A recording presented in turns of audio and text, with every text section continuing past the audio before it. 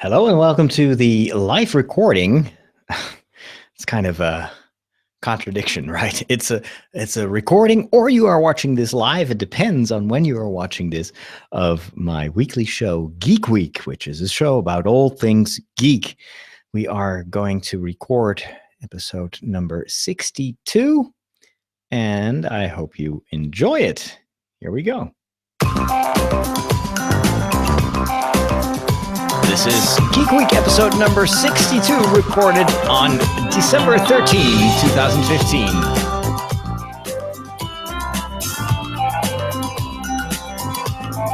Geek Week is a weekly show about science, comics, science fiction, and technology. Hosted and presented by Father Roderick, that's me, the Geek Priest.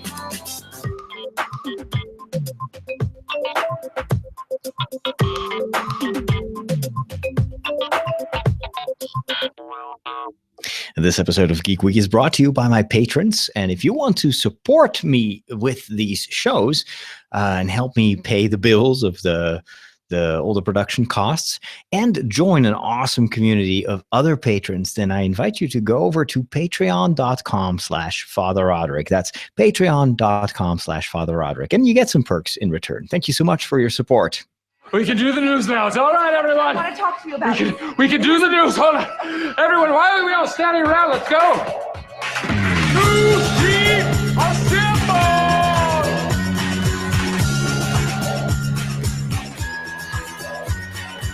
We interrupt this program for an on-the-spot news report. Okay.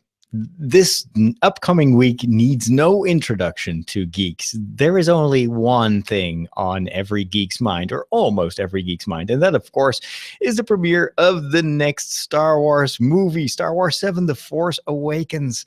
I'll be seeing it not on Thursday, not on Friday, not even on Wednesday. I'll see it actually on Tuesday evening.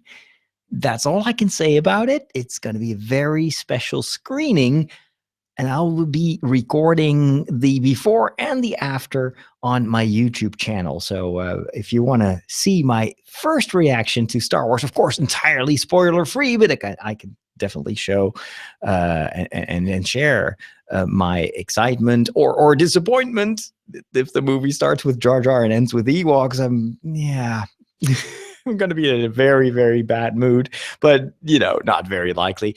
But if you want to see that reaction as soon as it's posted, then make sure you subscribe to my YouTube channel over at fatherroderick.com/YouTube. That's fatherroderick.com/YouTube. And on that same YouTube channel, you will also see a new video of a very, very geeky gadget or toy, depending on how you look at it. But I would say it's more than a toy. It is actually a marvelous little wonder of technology and robotics. It is BB-8.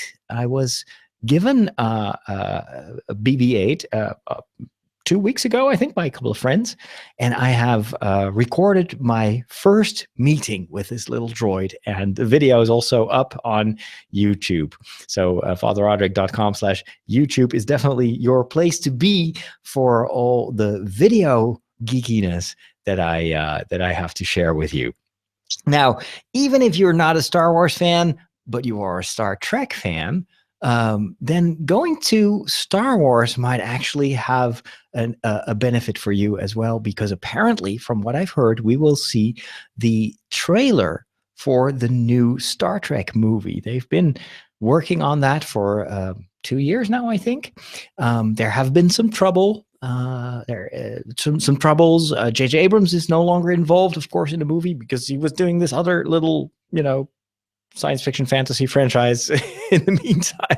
But it is very cool that we get to see the trailer for the third rebooted Star Trek movie right before the hopefully masterpiece of J.J. Abrams, who rebooted Star Trek and hopefully is going to give us an amazing reboot of the Star Wars franchise in a way that we haven't seen since the Return of the Jedi. So, but anyway, I can't sleep of excitement. But of course, all that is still coming up. And next week, of course, you definitely want to listen to my podcast to hear all my thoughts about that movie that I will have seen, well, probably 3-4 times already before I record my next shows. This is one of those months where I'm very happy to have a subscription to my local theater, and so I can watch any movie anytime, as many times as I want. I could actually just go to the movies in the morning and leave it at midnight and repeat, rinse and repeat the next day. I don't know if I'm going to do that, but this is just one of those movies where I think even more than The Hobbit, I've seen the first Hobbit movie, I think like 4 or 5 times. But then the second one, not that many times. And the third one, I only saw it twice, I think, or 3 times in the theater. But Star Wars is different. Star Wars, if I count the number of times that I've seen A New Hope, you would lose count. So yeah, The Force Awakens, if it's as fast paced as all the other Star Wars movies, you will definitely find me in the theaters than outside of it. So great times ahead. And of course, once the premiere is there, once most of the people have seen Star Wars, we can prepare for another phase in the whole merchandising stuff, and we will get to see many more toys and droids and who knows what. So great times ahead for geeks. And well, geeks like their toys, right? And there is so much available right now, and there are specialized websites and loot crates and whatnot. So gosh, upstairs I have in my room I have like a special pair of I bought some cupboards over at IKEA just to store all my geeky merchandise. Scientifically wonderful world of science. What sort of science? Welcome back, science friends. Yes, welcome back, science friends. We have been talking at length about the bright spots on the dwarf planet Ceres. I still don't know how to pronounce this. Ceres? Whatever. And apparently, according to this article in the Huffington Post, or on the Huffington Post website, we might actually finally have an answer as to what these bright spots on Ceres actually are. This is what the article says. The bright spots that were, of course, first photographed by the Dawn spacecraft when it approached the dwarf planet in March. They've been posing so many questions, and they've been so enigmatic for scientists and for non-scientists, and everybody wanted to know, what are they and why are they so shiny, and why do we see them even when there doesn't seem to be sunlight shining on them? What kind of material is this? Is this alien? Who knows? So most of the speculation centered around the hypothesis of it being like salt or ice deposits. The interesting aspect of these bright spots is that they were almost always in the center of craters. And that, of course, gives already a hint that if this is in the center of an impact crater, then it might very well be that the crater itself or the impact has caused material from underneath the surface of the planet to surface. And the question, of course, is what is it? What is under that, kind of grayish exterior of this tiny planet? Now, according to a study in the journal Nature, it is probably salt. NASA, the Jet Propulsion Laboratory, has said it is probably specifically a type of magnesium sulfate called hexahydride. A different type of magnesium sulfate is quite familiar here on Earth, where it's more commonly known as Epsom salt. This week, NASA also released a rendering that uses images from Dawn to create a flyover effect. And if you haven't seen it yet, it is unbelievable. I don't know if they enhanced the colors, but the bright spots are surrounded by this bluish hue, and it just looks as if it's rendered in a computer, as if it's fake. You can also tell how small the planet is because the horizon is so curved. This is amazing footage. According to this article, the footage is rendered in false color to highlight the differences in surface material. So the actual flyby would not be this beautiful and this colorful, but still very, very interesting. Now, the biggest of those spots is in the center of what is called the Occator crater. It's about 60 miles in diameter, and the bright material in the central pit is about 6 miles wide and only 0.3 miles deep. And then NASA has also confirmed that in addition to this material, they found ammonia-rich clays on the planet. And that suggests that Ceres is composed of material that was accreted in an environment where ammonia and nitrogen were abundant. And so that gives the researchers a hint of where this material originally comes from. And according to one of the scientists of the National Institute of Astrophysics, they think that this material originally is from the outer cold solar system, which may indicate that Ceres may have formed in the outer solar system a long time ago, in a galaxy far, far away. Well, actually, no, it's just in our solar system. And that it has somehow drifted to its current position, or the material drifted towards the center. And that's just fascinating that they can tell all these things just from photos, just from analysis with the equipment on board these unmanned spaceships.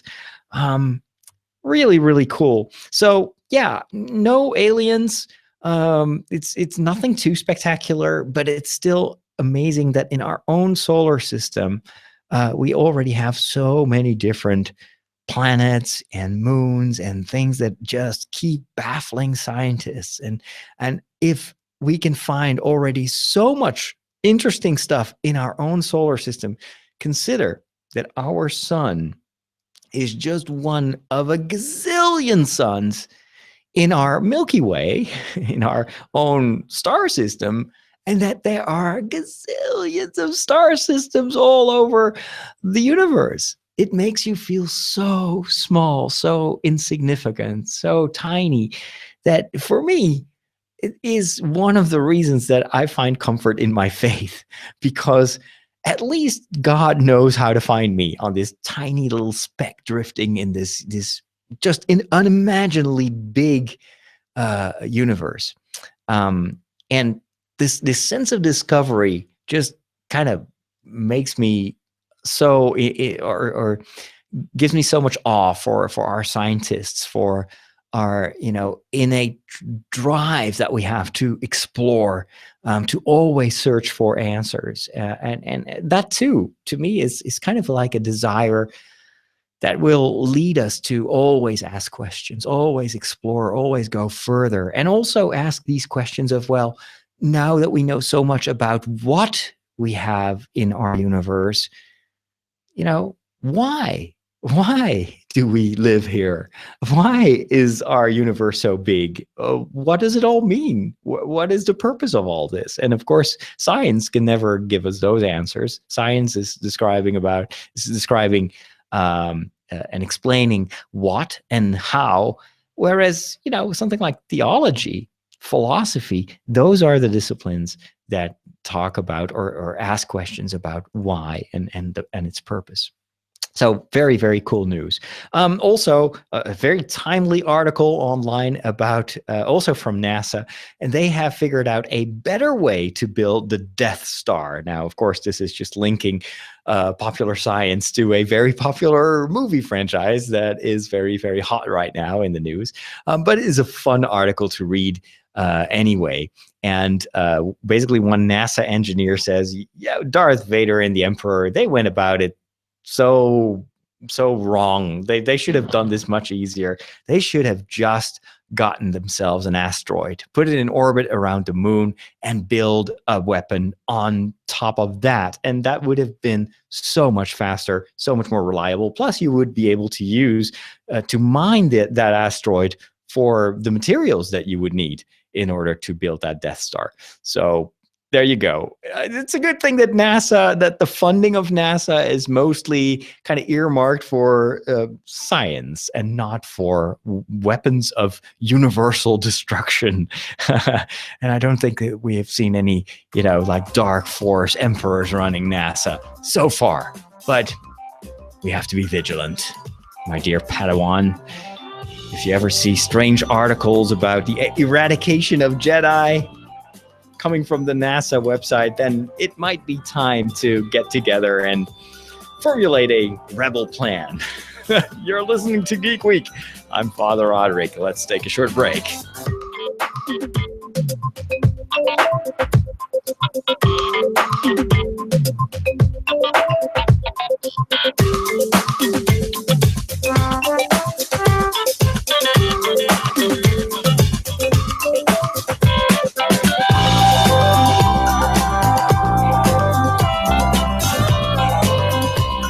This episode of Geek Week is brought to you by the Amazon Store. We're an affiliate of the Amazon Store, so if you buy anything at Amazon, make sure you go through our links over at sqpn.com. And your purchase will help support our show and will help us pay the bills, mostly for the bandwidth for the server for the website. Thank you so much for thinking of us if you think of buying anything on Amazon.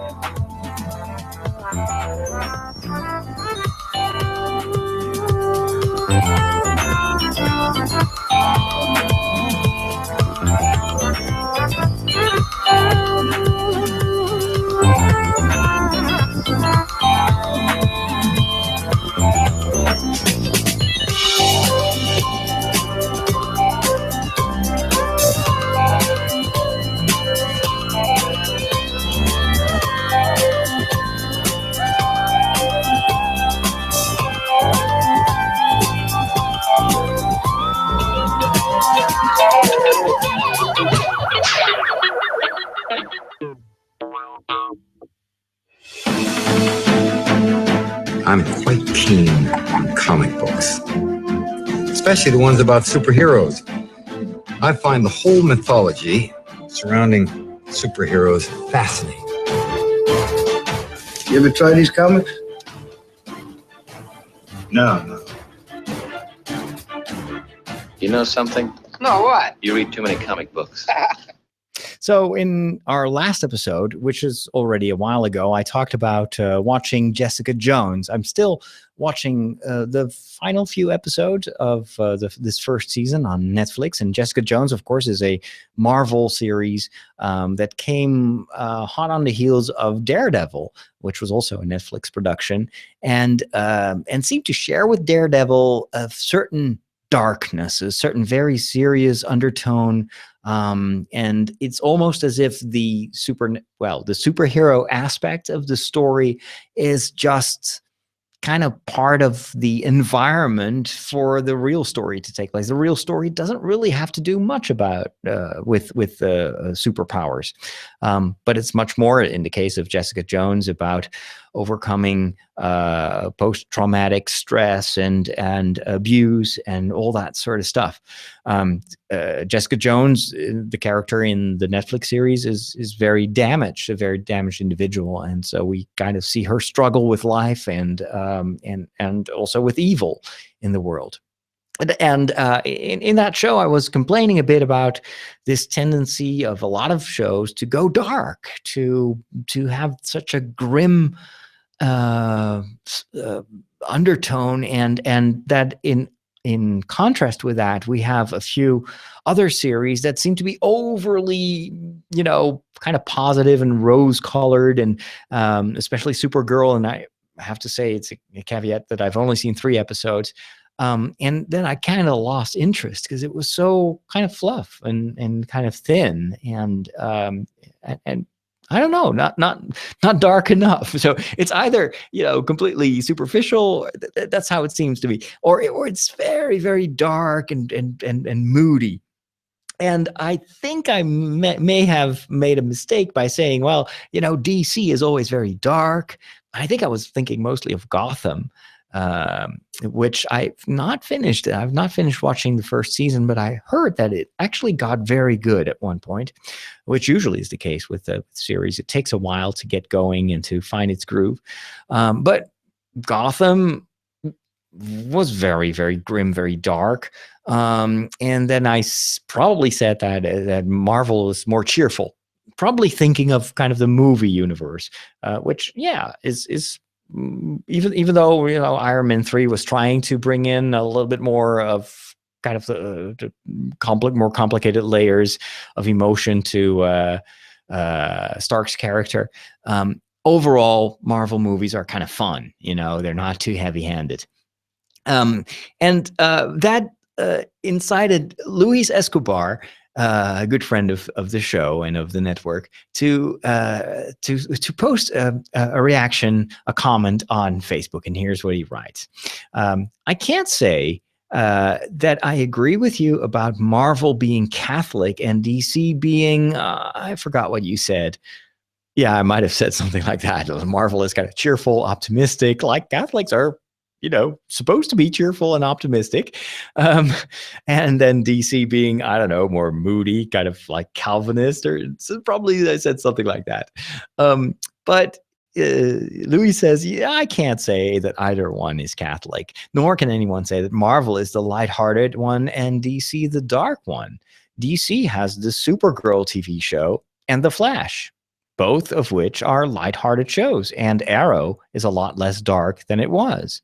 I wouldn't know for Arrow because I'm still watching the first season. That show takes forever for me to get through. I don't know why. I like it, but it's just like, I don't know. It's not a show that I have to watch.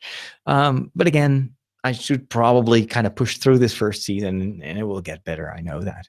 But yeah, you're right. That's all DC. Jessica Jones and Daredevil, says Luis, are both darker than even the Man of Steel movie in every way, and they are not DC shows. They're both Marvel. And the most Catholic DC show of all got canceled, Constantine. It even talked about Mortal Sin. Great points. You're totally right, Luis. I think I've kind of mixed up the DC and Marvel franchises, and yeah. There are these two directions in the superhero genre, one of which is kind of dark and moody. And the other one is, well, here's a superhero and he or she is going to save the day. I don't know. I'm probably somewhere in the middle of what I like. I have to say, I do like the quality of storytelling in almost all of these shows. And even Jessica Jones, even though it's a bit too dark for my taste, it's still a really good television series, quality-wise, acting-wise. So anyway, we'll see how this will evolve. And then Terry on Facebook reacted, it's odd, the Daredevil and Jessica series both feel more DC than Marvel, being darker and even nastier than what I associate with Marvel, where Flash and lately Arrow are more comic. So with Marvel, where Flash and lately Arrow are more comic book, Daredevil, Jessica, and I'm sure the Luke Cage series to follow are more graphic novel, if you see the distinction. Interesting. So comic book and graphic novel as a distinction. Anyway, speaking of superheroes, there is still this other little franchise that doesn't belong anywhere because the rights have been sold. And it's not part of the current Marvel Cinematic Universe, and it's the X-Men. And I've been a big fan of the original X-Men movies, especially the first one. I like the second one as well. And then kind of gradually I started to lose interest because it's just the X-Men. And even though you've got a lot of different types of X-Men, it still felt to me like it was always kind of the same story. It's like mutants and them being discriminated against, and then this war between mutants and and non-gifted people. I don't know. And then in the last, the reboot or the prequels of X-Men didn't work for me at all. They were okay, they were fine, and there's some good actors in there, but I never really latched on to any of the new actors. I don't know if it's due to the fact that these are different actors playing the same characters, or it's just a style, but I've seen them all, but none of them really, I didn't want to see any of them again. So during the last movie, we saw a glimpse of the next story called X-Men Apocalypse, and the first official trailer has now hit the internet. And I was watching it, and my only reaction was, meh. Explaining God away by saying that, Yahweh was a mutant originally, and people have just been thinking that it was a god. I'm thinking, I've heard that story so often. It's kind of like the von Däniken theory, like the gods that you see in ancient myths were just aliens from another planet, and this story seems to do the same thing. And I think it just misunderstands something fundamental about religion, and that is that God is transcendent. He is not a creature or a mutant. He is the creator, so he is beyond the realm of the created because he is the creator. He is not something or someone. He is. He is the being. So anyway, I don't know. And it was all kind of like, been there, done that. We've seen all that stuff in the trailer. It looked cool, but it's nothing new. You're listening to Geek Week. I'm Father Roderick.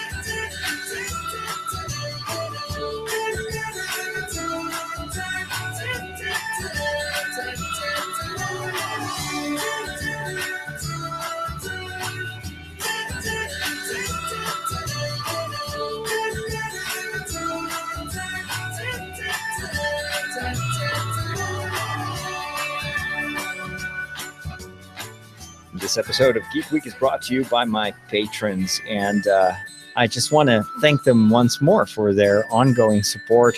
I've got a group of more than 100 people who are supporting me on a monthly basis, and it helps me create more programs, not just podcasts, but also videos.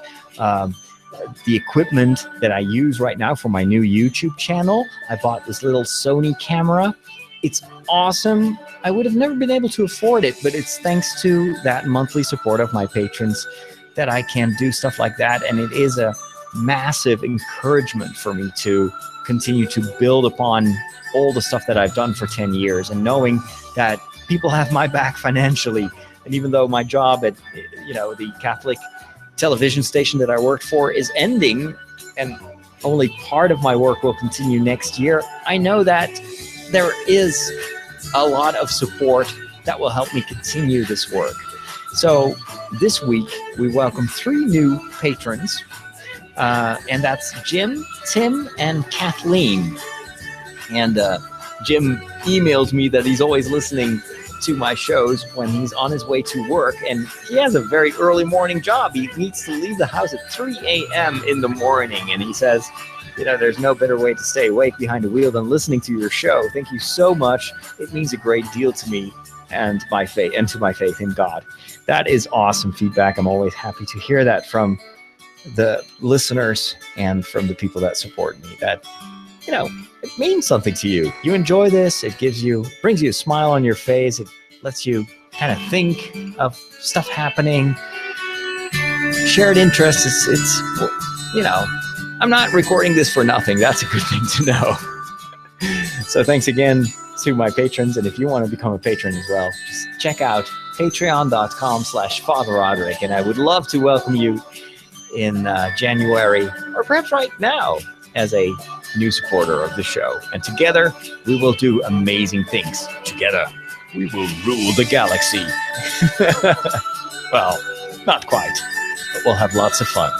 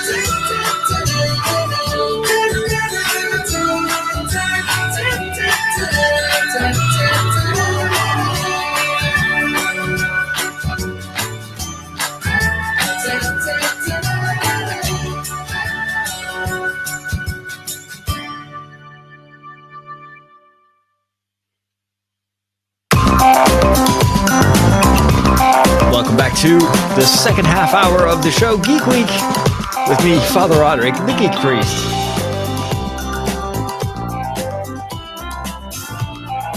And in this part of the show, we will talk about technology and gadgets. Today, I want to talk about robots and especially the dangers of robots. We'll also talk about science fiction and the quest for the next Battlestar Galactica. All that and more coming up in this half hour of Geek Week. Again, you are listening to Geek Week. I'm the Geek Priest, Father Roderick. I'm called like that because I have written a book called Geek Priest, Confessions of a New Media Pioneer. It's a book about my life with Star Wars, science fiction, and all sorts of geekery. And you can find it over at fatherroderick.com. And if you haven't read it, you might enjoy it. It is very much like this show. I've got one recommendation. Ready? Ready? Sell. It's time for my geek tip of the week, and I cannot but mention the geekiest toy that I received this week, and that is a fully functioning BB-8. Oh my gosh, the first time I saw this little toy on YouTube, I was thinking, oh, this is the best Star Wars toy that I've ever seen, because it looked so magical. This thing that was moving by itself, it seemed to have a character. It mimicked exactly the glimpses of BB-8 that we saw in the trailers and in the during the Star Wars celebration. And the only downside is that it was extremely expensive and way beyond my means. So, to my great surprise, I was gifted a BB-8 a while ago. And if you want to see the video, because I was actually filming myself unboxing a couple of presents that I got around to Feast of St. Nicholas. And there was this final big box, and I had no idea what would be in it. It didn't even tell who sent it to me. And I opened it, and I had the surprise of my life, and it's all recorded. And just go to my YouTube channel and check out that video about the St. Nicholas presents. It was just an amazing surprise. And so today I finally got to play with it. And I also filmed that. So I have a video up on YouTube, which, by the way, if you want to go to my YouTube channel, it's fatherroderick.com/YouTube. That's an easy to remember link, because, of course, the URLs that Google gives you sometimes a little bit obscure. So it's fatherroderick.com/YouTube. And I will show you, it's not just the unboxing, but it's also the first patrol of BB-8 in my living room. And that little droid was causing so many problems. Well, not really problems, but it got itself into trouble all the time. But it just felt like this thing was alive. And I was talking to it. And I wasn't just doing that because I was filming it, but it felt like a dog or a cat, like a pet. It's unbelievable how it instantly, the moment I put it on its charger, it started moving. It started to make these little sounds, noises. Actually, it's not even the droid itself. It's coming from the app on my iPad that I was using to control the droid. But despite the fact that my brain knew that, it just felt like this little droid was talking to me. And it's just incredible what it does psychologically, to your mind. It's like, that thing is real. That is alive. And it's an amazing accomplishment. I think in terms of technology, the way it moves, it's very subtle. Still don't know exactly how they did it, but it's these little movements, and it's unpredictable. It has a lot of kind of like funny movements. I don't know how to say it in another way. It's just the way it moves. It makes me laugh. It makes me smile. And a lot of that joy is visible in that video. So that would be my tip of the week. If you have the means, if you can't afford it, if someone wonders if they should gift it to you, then I would say go for it. I don't think that this is a toy that I will be using, every single day of the week, but it is great for, these little discoveries. Plus, what is also very cool is that they are constantly improving the firmware and the app, so it can do already much more than it could when it was first shipped. And since it's all digital, I'm very curious to see what's going to be next, and if they will come up with some other things that this little creature can do. Just the idea that you have a real droid, because that's how it feels. Like, this is not a toy. This is not just a plasticky thing. This is a real droid. It's real technology in my living room. I never thought that I would see the day. And yeah, I've never had a pet. My parents still have dogs. My sister has a cat and rabbits, but I never had pets because I just don't have time to walk them, to take care of them. They would probably die within a week. But a little droid, I mean, that's totally fitting for me, as a geek priest. So I am over the moon with my little BB-8. Go check it out on YouTube. You're listening to Geek Week. I'm Father Roderick.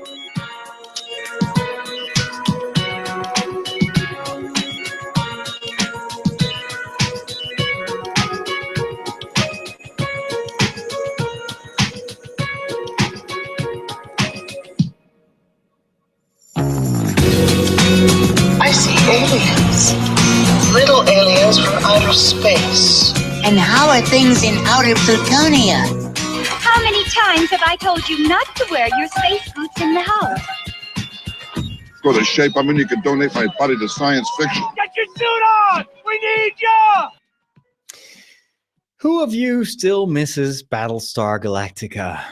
Not the original series that I watched when I was still a kid, but the reboot with Ronald D. Moore at the helm, one of the, I think, best science fiction writers and directors that we know. And I miss Battlestar Galactica almost on a weekly basis. That series was groundbreaking. It did science fiction in a way that science fiction was meant, because it reflected the times in which we live. And at the same time, it was very much character based. It was all about the relationships during that war with the Cylons. And even the Cylons themselves, instead of just being kind of these chrome warriors that we knew from the original series, Cylons were enigmatic. They had their own agenda. They had their own beliefs. They were monotheistic, whereas the people from Earth were polytheistic. They believed in many gods. And so there was an interesting religious component to it. There was this whole political aspect to it. And it was this chase story that these people were on the run. They were trying to survive, and it was getting more and more difficult. And they were looking for Earth. And it's just the writing, the acting. The series sometimes had a few weak moments, but it usually managed to get back on track very quickly. Now, what fascinated me most about Battlestar Galactica was listening to the audio commentaries. Ronald D. Moore did a podcast for several years, and every week he would sit down and watch the episode that he had, of course, finished filming and editing months before that. And he would just give you so much interesting information about how the writing was done, how the filming went, about all sorts of inside stories about the actors. And I was glued to my earbuds at the time.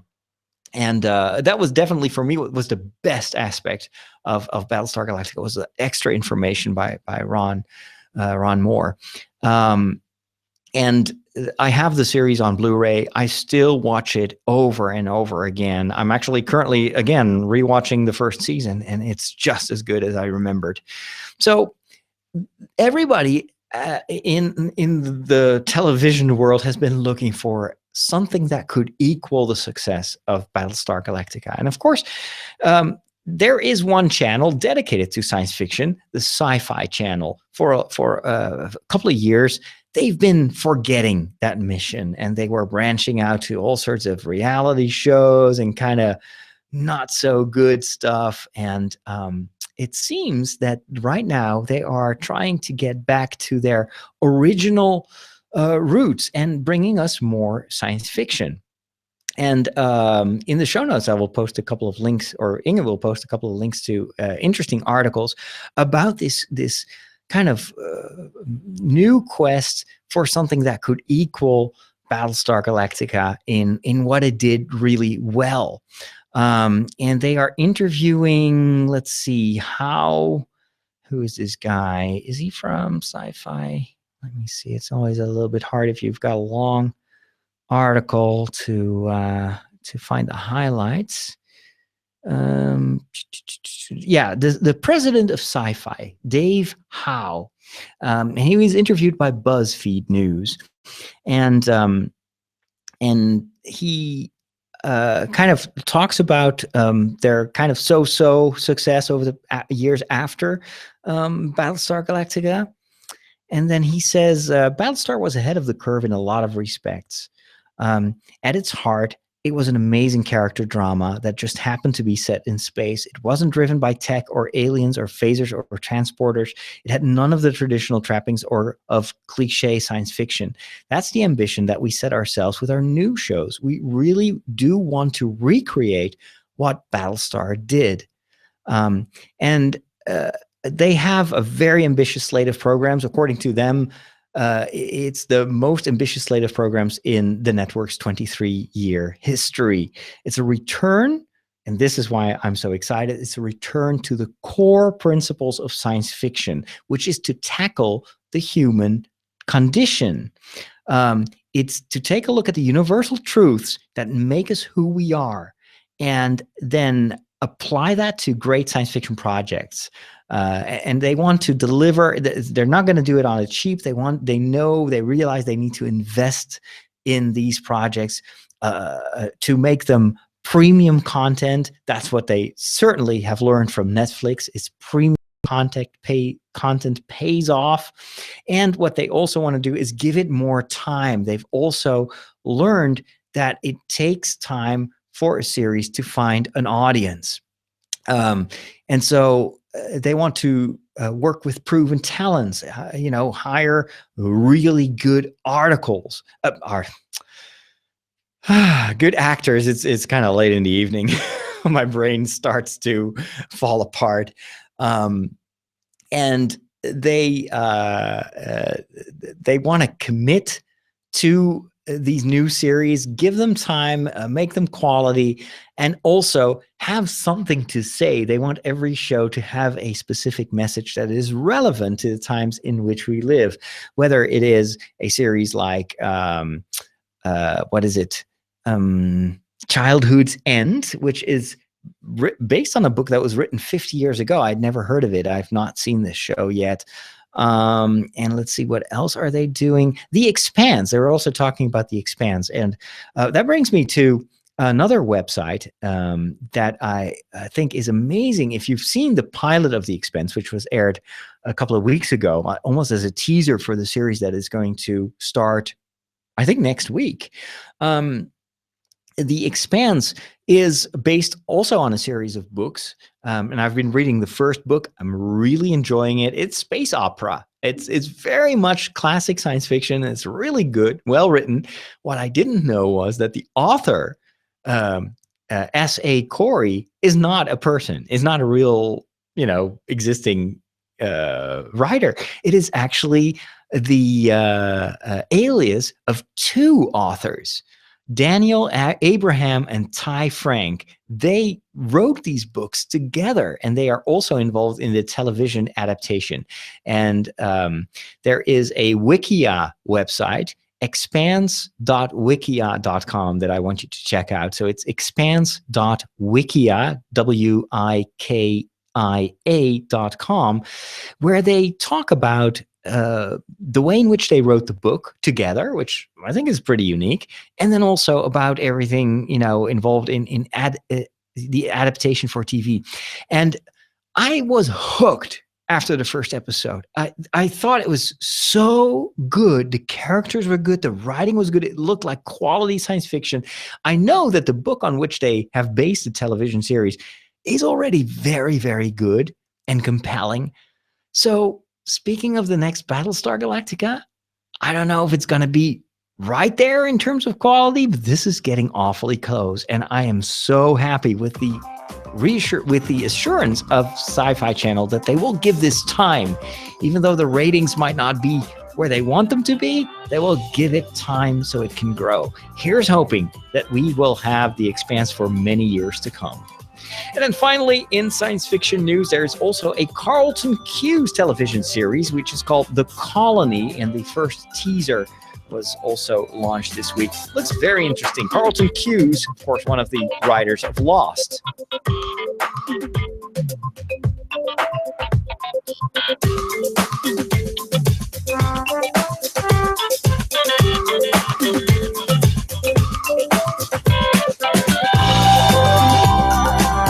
This episode of Geekweek is brought to you by Bluehost. It is my favorite hosting provider for your website or blog. They allow you to create a real WordPress account with just a couple of clicks, and it's very affordable. Just go to sqpn.com, click on that Bluehost link to check out their current deals. Usually around this time, they have special deals where you can get a website for almost nothing. You get your own .com domain name included in the price. And if you grow, if you're successful and you want to migrate, it's very easy to take all your stuff because it is just vanilla WordPress. So very compatible with whatever other hosting provider out there. But I think Bluehost is a great place to start. And if you sign up through our link, you'll help the network. So thank you so much for your support. Bluehost, I use it myself, highly recommend it.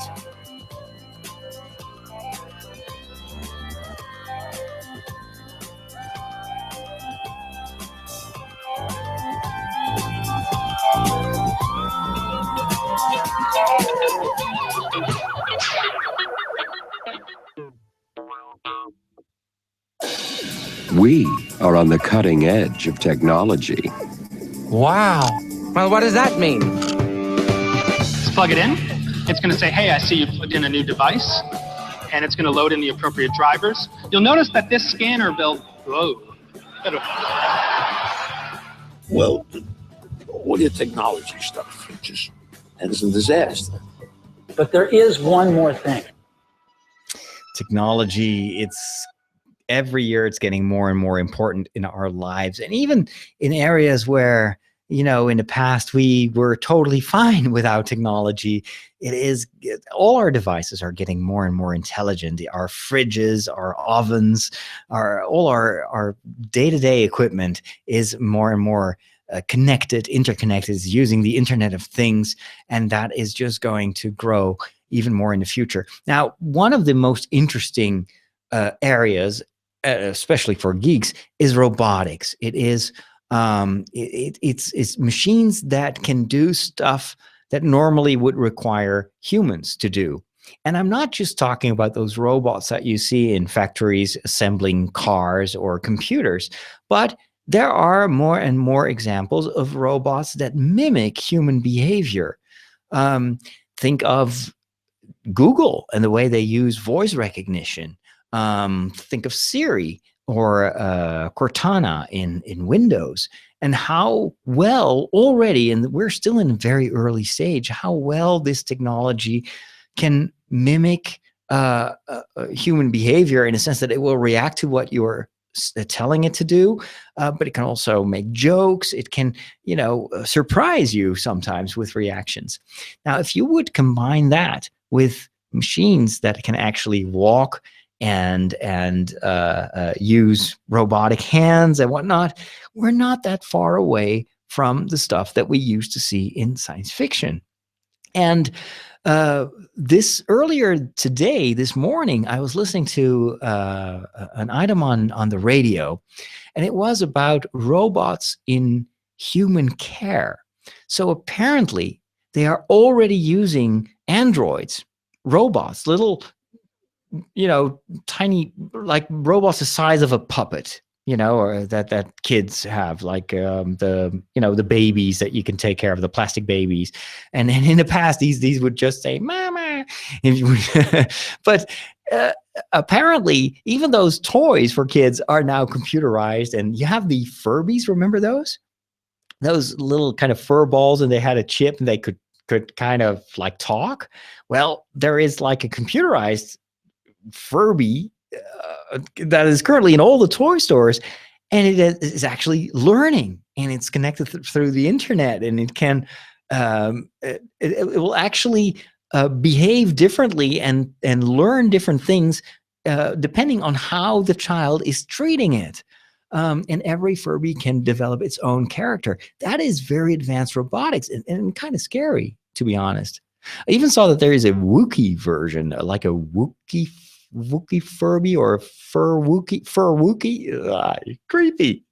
Anyway, so in this discussion, they were talking about robots that they are using currently in the care for elderly, and especially people that are kind of confused, people that have certain problems remembering things, or dementia.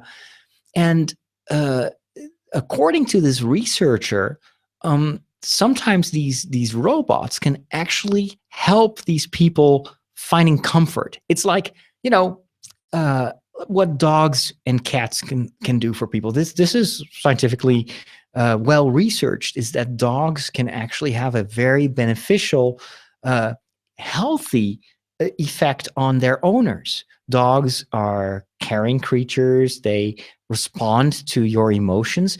Dogs, especially dogs, cats, kind of different animals, different instincts. Cats are kind of more distant usually, but dogs can feel when you're in distress. They can comfort you. And so it's well known that especially people that are suffering from dementia, that spending an hour a day or something like that with a pet can slow down the process of the mental degeneration, but can also bring about very positive feelings. The thing is, of course, that sometimes people are unable to take care of a pet. And even though it would be beneficial for them, it wouldn't be beneficial for the dog, because, well, they would just forget that the dog is there, or to forget to feed it, etc. So in those situations, they are currently using robotics to still provide these people with a creature that reacts to their mood. They can talk, they can you can cuddle them and they will respond to that, and they can do simple tasks. And I was listening to this whole, it was a radio conversation, so there were no images. It was like, well, I had no idea that they were actually deploying robots in the care for elderly. And then this researcher was also critical, saying, there is also a downside of this, and that is that these robots are so good at calming down people that they are sometimes used as a replacement for real care. So instead of spending time with these people, helping them, singing songs with them, feeding them, they'll just, dump a robot in a room and then just like forget about that person. And so, of course, we're still talking about very like early technology, and these robots will probably become much more advanced in a couple of years from now. But she was already warning for a trend where we will leave it to machines to do what actually is really a human, not just something that humans can do, but what they should do. This is what people should take care of each other. And even though the caregiver may not be recognized by the person who's suffering from dementia the next time, it's like, who are you? And I don't want this. And it might be very ungrateful. We're still talking about human beings, and they still have a value. They are to be respected as human beings, and they're not animals that you can just throw a toy to them and then we don't have to care for that for these people anymore. How would you feel if this was about you, and you might lose your marbles at some point in your life? Would you want to live in a situation where instead of having a real person talking to you and taking care of you, they would just throw in like a BB-8 in the room and just go play with that? I thought it was a very interesting discussion. And again, I had no idea that this technology was already being deployed at this scale. And it brings us awfully close to science fiction series like iRobot or, the other day, what was it? Ex Machina, that science fiction movie that I reviewed a couple of weeks ago. There is also an episode of Black Mirror, which is a British science fiction series on the European Netflix. I'm not sure if it's also available in the US. A very creepy episode where a woman loses her young husband. He just dies suddenly. And at first she hears that there is a service kind of like Google-like, and it just takes in all the social media material of that person that is deceased and mimics that person. And then very soon it goes to the next step, and she actually buys like some kind of a robot or it's kind of like an android type of creature that has downloaded the voice and all the reactions of her deceased husband and starts to take over, and he becomes all of a sudden very, very creepy. It's a brilliant episode. And very much in the vein of that British science fiction where it's about the future, and at first it's exciting, and then you're just like, oh my gosh, wait a minute, there's some very creepy aspects to this. So anyway, I hope that BB-8 is going to stay BB-8 and he's not going to take over my household. If in one of the next episodes you'll just hear, then you know that BB-8 has taken over my podcasting studio. Might be time for an intervention. I'm Father Roderick. You've been listening to Geek Week, and we are about to start the week of Star Wars. Again, I will be seeing Star Wars 7, The Force Awakens on Tuesday evening, and I will get my initial reaction on my YouTube channel as soon as I can and as soon as I'm allowed, because there is still an embargo on reviews until the world premiere, the worldwide rollout on Wednesday. But if you live in the United States, you probably might want to stay away from social media in the next couple of days.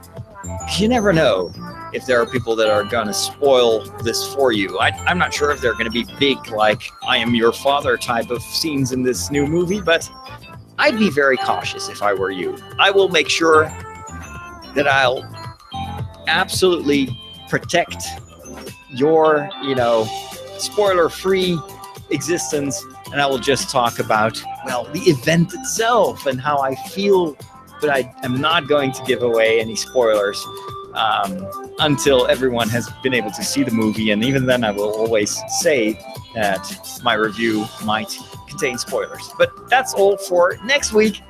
First of all, I gotta sleep 2 more nights before I can see this new installment in the Star Wars saga. I'm Father Roderick. You've been listening to Geek Week, as I already mentioned. More shows can be found on sqpn.com.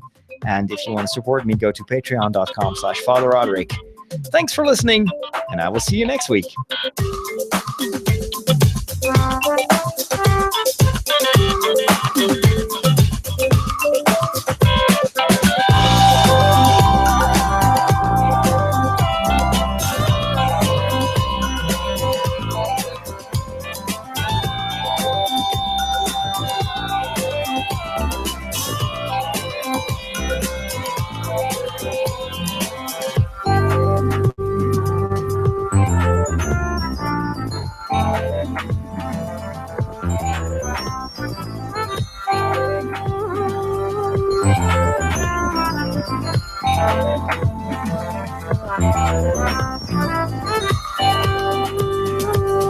Thank you.